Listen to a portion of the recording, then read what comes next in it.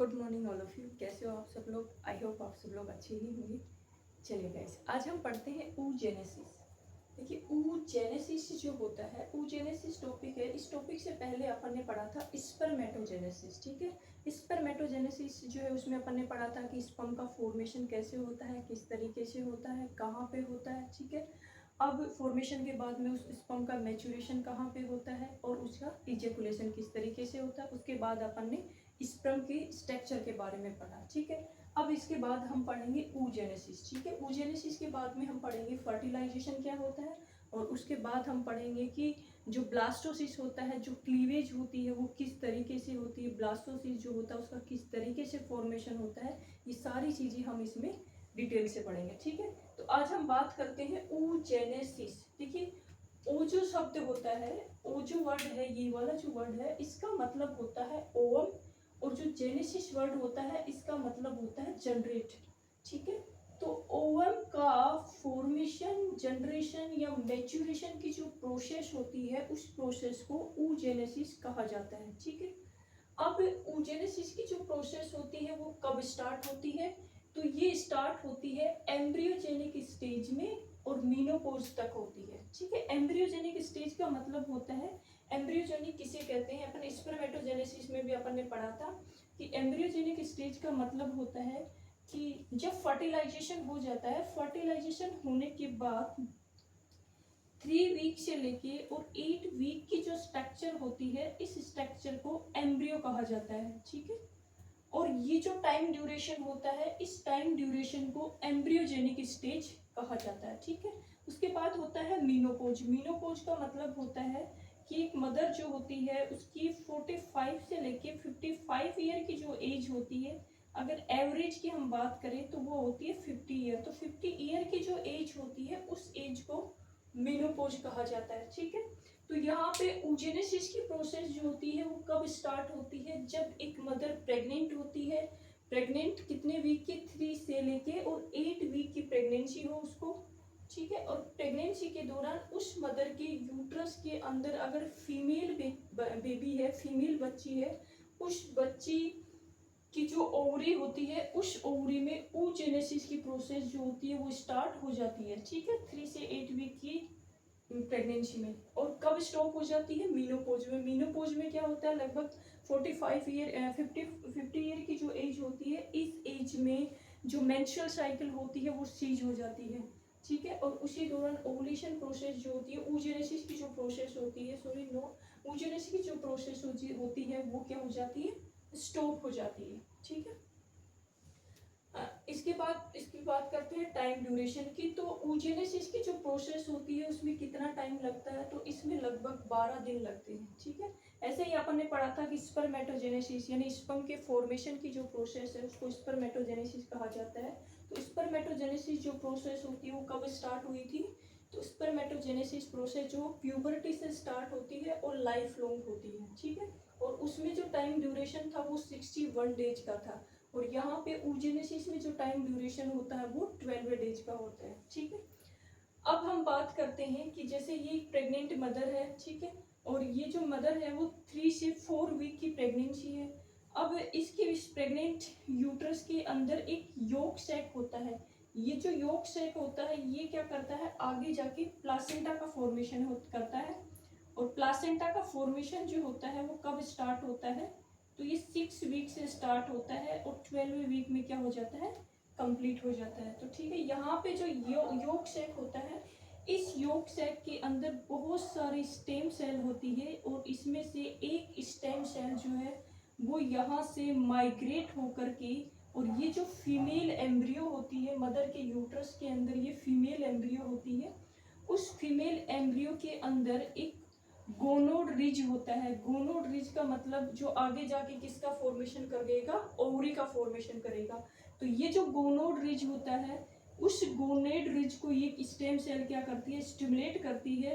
किसके लिए, ठीक है, किसके लिए, oogenesis की प्रोसेस के लिए। ठीक है, तो यहाँ पे जो है ये सपोज ये जो एम्ब्रियो होती है, इस एम्ब्रियो की क्या होती है, ये ओवरी होती है। ठीक है, और ये जो ओवरी होती है इसके दो पार्ट होते हैं। सबसे आउटर मोस्ट जो पार्ट होता है इसको बोलते हैं कोर्टेक्स, और जो बीच वाला पार्ट होता है इसको बोला जाता है मेडुला।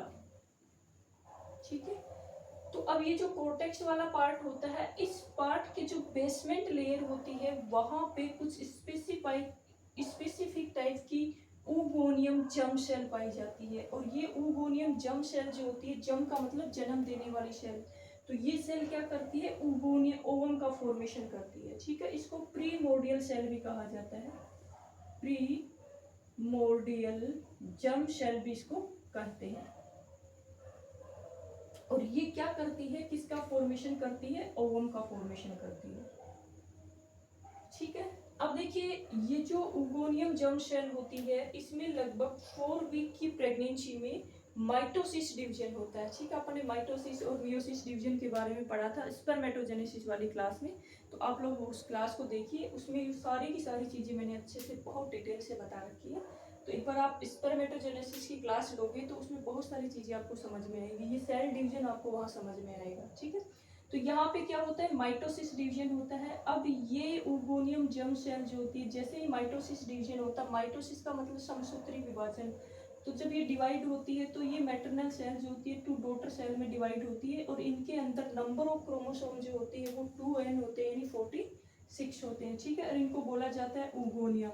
अब लगभग 12वें वीक की प्रेगनेंसी, मतलब एक मदर जो है, उस मदर के यूट्रस के अंदर जो एम्ब्रियो होती है, फीमेल एम्ब्रियो होती है, वो अब कितने वीक की होती है, 20 वीक की है। 20 वीक की फीमेल एम्ब्रियो जो होती है, उस फीमेल एम्ब्रियो की ओवरी के अंदर ऊगोनिया जो होता है उसका फॉर्मेशन होता है, और इसकी जो नंबर होते हैं वो लगभग 7 मिलियन होते हैं। 7 मिलियन का मतलब होता है, 1 मिलियन का मतलब कितना होता है, 1 मिलियन का मतलब होता है 10 लाख, तो 7 मिलियन का मतलब कितना हो गया, 70 लाख। तो लगभग इसमें 70 लाख जो स्पर्म ओवोनियम जो होते हैं उनका फॉर्मेशन हो जाता है 20 वीक की प्रेगनेंसी में। ठीक है, उसके बाद फिर से माइटोसिस डिवीजन होता है, फिर से ये ओवोनिया सेल जो होती है वो डिवाइड होकर के प्राइमरी oocyte बनाती है। और यहाँ पे अपन बात करते हैं कि एट बर्थ पे ये होता है, और एट बर्थ पे ये जो प्राइमरी oocyte होती है इनके नंबर्स जो है वो 7 मिलियन से घट करके कितने हो जाते हैं, 2 मिलियन हो जाते हैं। ठीक है, अब अपन देखते हैं कि प्राइमरी जो oocyte होती है इसके अंदर जो नंबर ऑफ क्रोमोसोम होते हैं वो 46 होते हैं, क्योंकि कंटिन्यू माइटोसिस डिवीजन हो रहा है। और माइटोसिस डिवीजन की वजह से इसमें नंबर ऑफ क्रोमोसोम जो होते हैं वो कितने होते हैं, 46 होते हैं। अब देखिए ये प्राइमरी oocyte जो होता है वो आफ्टर बर्थ जैसे ही जो फीमेल एम्ब्रियो होती है, फीमेल बच्ची होती है, फीमेल बच्ची जो होती है वो जैसे ही मदर की डिलीवरी होती है, डिलीवरी होने के बाद में वो फीमेल बच्ची जो होती है वो मदर के यूट्रस से बाहर आ जाती है। बाहर आने के बाद में प्लासेंटा को कट करके उसको मदर से बिल्कुल सेपरेट कर दिया जाता है। सेपरेशन के बाद में अब उस फीमेल की ओवरी के अंदर जो प्राइमरी oocyte होते थे, उन प्राइमरी oocyte में फर्स्ट मियोसिस डिवीजन होता है। मियोसिस का मतलब अर्धसूत्री विभाजन, और अपन ने पढ़ा था कि जो मियोसिस डिवीजन होता है वो 2 स्टेज में कंप्लीट होता है, एक मियोसिस फर्स्ट होती है और एक होती है मियोसिस सेकंड। ठीक है, उसके बाद अपन ने पढ़ा था कि ये डिवीजन जो होता है सेल डिवीजन, इसका जो सेल डिवीजन होता है वो 4 फेज में कंप्लीट होता है। पहली जो फेज होती है इसको प्रोफेज फर्स्ट कहते हैं, दूसरी जो फेज होती है इसको मेटाफेज फर्स्ट कहा जाता है, तीसरी जो फेज होती है उसको एनाफेज फर्स्ट कहते हैं, और लास्ट वाली जो फेज होती है उसको बोलते हैं टेलाफेज फर्स्ट। ठीक है, अब यहाँ पे ये जो प्राइमरी oocyte होती है, ये प्राइमरी oocyte में मियोसिस फर्स्ट डिवीजन होता है। कब होता है, आफ्टर बर्थ। ठीक है, अब बर्थ के बाद में ये प्राइमरी oocyte जो होती है मियोसिस फर्स्ट डिवीजन की प्रोफेज फर्स्ट में जाती है, और जैसे ही ये प्रोफेज फर्स्ट में जाता है, जाने के बाद में वहां पे क्या हो जाता है, ये अरेस्ट हो जाता है। अरेस्ट हो जाता है, कैद हो जाता है। कितने दिन के लिए कैद होता है, ये टिल प्यूबर्टी। टिल प्यूबर्टी का मतलब होता है 13 ईयर। अपन ने पढ़ा था प्यूबर्टी का मतलब होता है कि ये फीमेल या मेल जो होती है उसकी एज अगर 10 से 16 साल की एज है, 10 से 16 साल, 10 से लेके 16 ईयर की जो एज होती है, अगर एवरेज हम देखें तो 13 ईयर इसको मानते हैं, तो 13 ईयर की जो एज होती है उसको प्यूबर्टी एज कहा जाता है। और इस एज में क्या होता है, उस जो मेल और फीमेल एडोलेसेंट्स होते हैं उनके अंदर सेकेंडरी सेक्सुअल कैरेक्टरिस्टिक का डेवलपमेंट होता है। ठीक है, तो यहाँ पे अपन देख रहे हैं कि ये प्राइमरी oocyte जो होती है मियोसिस फर्स्ट की प्रोफेज फर्स्ट में जाकर के अरेस्ट हो जाती है। और कब तक अरेस्ट होती है, टिल प्यूबर्टी। टिल प्यूबर्टी का मतलब होता है 13 साल तक। 13 साल तक ये प्राइमरी oocyte जो होती हैं वो इसमें प्रोफेज फर्स्ट में जाके अरेस्ट हो जाते हैं। ठीक है, और प्राइमरी oocyte बना रहता है, वो कभी भी सेकेंडरी oocyte में चेंज नहीं हो पाता है। कभी भी मियोसिस फर्स्ट डिवीजन जो होता है वो 13 साल तक जो है वो कंप्लीट नहीं हो पाता है। अब जैसे ही 13 साल कंप्लीट होते हैं, अब फीमेल बच्ची के जब 13 साल की हो जाती है तो वो उसकी प्यूबर्टी एज होती है। उस दौरान उस फीमेल जो एडोलेसेंट गर्ल्स होती है उसके अंदर, उसकी बॉडी के अंदर सेकेंडरी सेक्सुअल कैरेक्टरिस्टिक का डेवलपमेंट हो जाता है।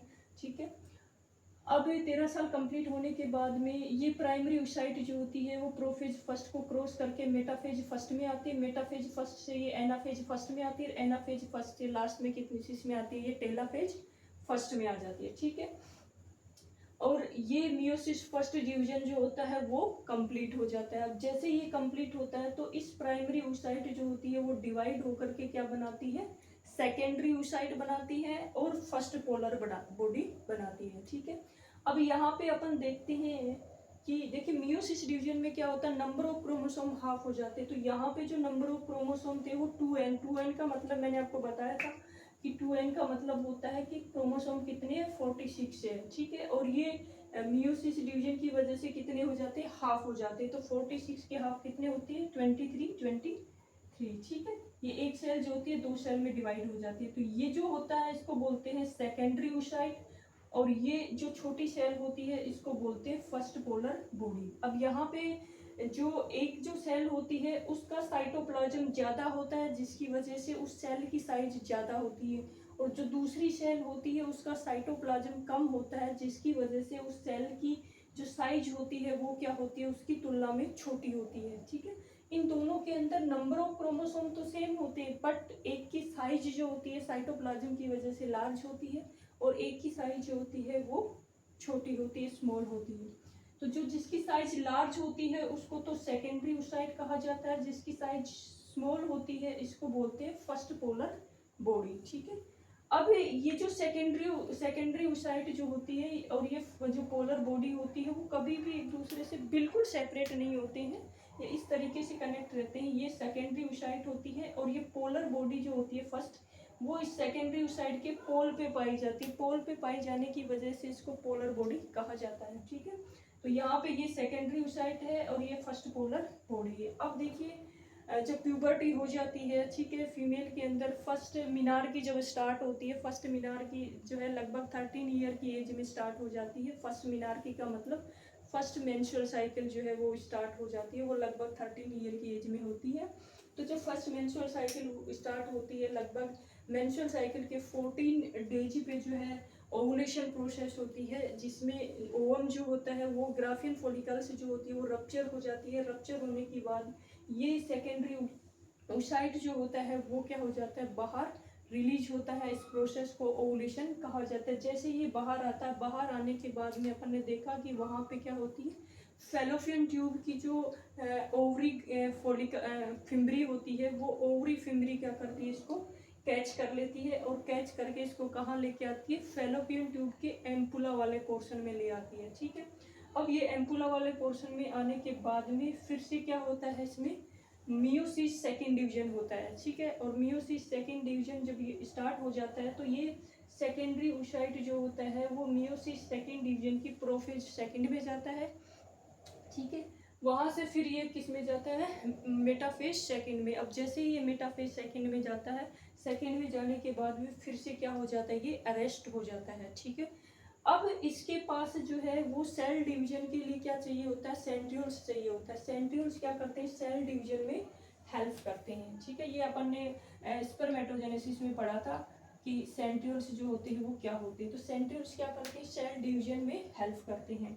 ठीक है। तो यहाँ पे इसके पास सेंट्रियोल्स जो होते हैं वो खत्म हो जाते हैं। अब ये क्या करती है, स्पर्म का वेट करती है, क्योंकि इसको पता है कि स्पर्म का जो नेक वाला पोर्शन होता है उस पे सेंट्रियोल्स पाए जाते हैं, और ये क्या करती है, उन सेंट्रियोल्स की हेल्प की वजह से अपना डिवीजन कंप्लीट करती है। अब यहाँ पे दो सिचुएशन होती है, अगर इस दौरान जो स्पर्म होता है, स्पर्म और इस सेकेंडरी oocyte जो है, इन दोनों का, इस सेकेंडरी oocyte का मतलब ओवम होता है, तो स्पर्म और ओवम जो है इन दोनों का जब आपस में मिलन हो जाता है, ठीक है, अगर इन दोनों का आपस में मिलन हो जाता है तो उस प्रोसेस को बोलते हैं फर्टिलाइजेशन। ठीक है। तो अगर फर्टिलाइजेशन हो जाता है उस सिचुएशन में क्या होता है, ये मियोसिस सेकेंड डिवीजन जो होता है ये क्या हो जाता है, कंप्लीट हो जाता है। कंप्लीट होने के बाद में ये secondary oocyte prophase second metaphase second को क्रॉस करता है, मेटाफेज सेकेंड से फिर किसको क्रॉस करता है, ये एनाफेज को क्रॉस करता है, और लास्ट में टेलाफेज सेकेंड को क्रॉस कर करके